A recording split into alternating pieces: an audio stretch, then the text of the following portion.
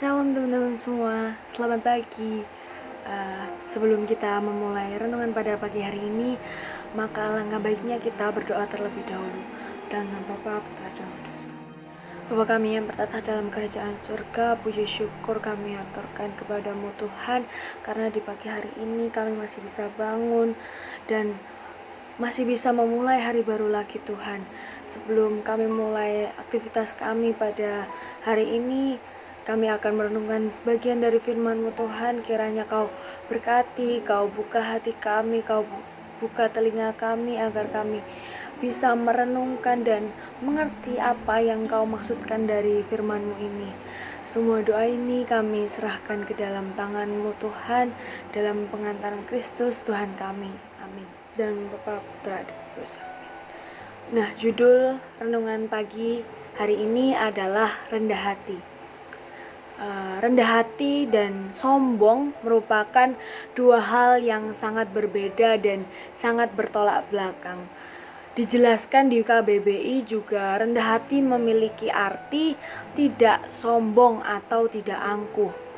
Jadi, rendah hati bisa diartikan sebagai sebuah sikap di mana kita menyadari keterbatasan atau kemampuan kita agar kita tidak merasa sombong terhadap kemampuan yang kita miliki. Dengan rendah hati, kita juga diajarkan untuk bersyukur dengan apa yang kita miliki tanpa harus menyombongkan kemampuan kita. Karena apa yang menjadi keterbatasan kita belum tentu menjadi keterbatasan bagi orang lain. Bisa saja keterbatasan kita itu bisa menjadi kelebihan orang lain. Nah, disitulah bagaimana kita menerapkan sikap rendah hati dan tidak sombong terhadap apa yang menjadi kemampuan kita.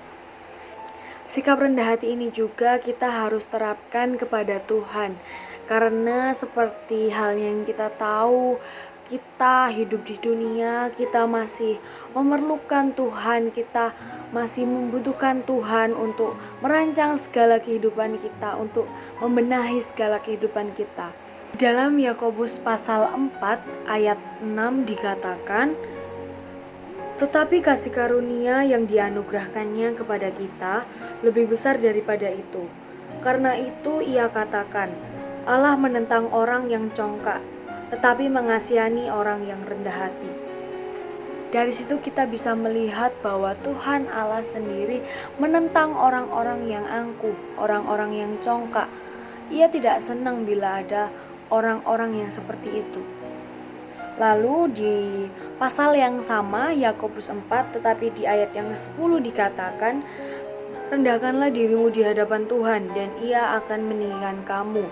Demikian pula ditulis di Lukas pasal 14 ayat yang ke-11, sebab barang siapa meninggikan diri, ia akan direndahkan, dan barang siapa merendahkan diri, ia akan ditinggikan. Dari ayat-ayat yang sudah dibacakan tadi, kita dapat mengetahui bahwa Tuhan menjanjikan kita bahwa barang siapa yang merendahkan diri, ia akan ditinggikan oleh Tuhan. Tapi barang siapa ia meninggikan diri, justru akan direndahkan oleh Tuhan. Namun tidak hanya meninggikan, Tuhan juga menjanjikan sesuatu yang lain, seperti yang tertulis di kitab Deuterokanonika, tepatnya di kitab Sirak pasal yang ketiga ayat 18. Di situ tertulis demikian, makin besar engkau, makin patut kau rendahkan dirimu, supaya kau dapat karunia di hadapan Tuhan.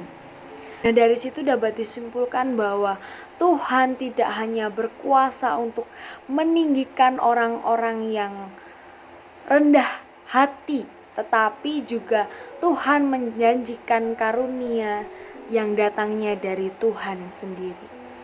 Maka dari itu sebaiknya kita harus memiliki dan menerapkan sikap rendah hati, baik rendah hati kepada Tuhan atau rendah hati kepada sesama. Karena dengan menerapkan sikap rendah hati, kita bisa mempermuliakan nama Tuhan dan menyenangkan hati Tuhan. Mari kita tutup renungan pagi kali ini dengan doa. Dalam nama Bapa dan Roh Kudus. Tuhan Yesus Kristus, terima kasih karena kami sudah merenungkan sebagian dari firman-Mu. Semoga sebagian dari firman-Mu ini bisa kami pahami, kami resapi, dan kami terapkan dalam kehidupan kami sehari-hari. Ya Bapa, ajarilah kami untuk selalu rendah hati baik kepada Tuhan maupun kepada sesama kami. Sebentar lagi Tuhan, kami akan melanjutkan aktivitas kami masing-masing hari ini. Berkatilah, lindungilah, sertailah kami selalu agar kami bisa menjalani aktivitas kami masing-masing menurut dengan kehendak-Mu. Terima kasih Tuhan, semua doa ini kami serahkan ke dalam tangan-Mu demi Kristus Tuhan kami. Amin. Bapa, Putra, dan Roh Kudus. Terima kasih yang sudah meluangkan waktunya untuk merenungkan firman Tuhan pada pagi hari ini. Selamat beraktivitas, Tuhan Yesus memberkati.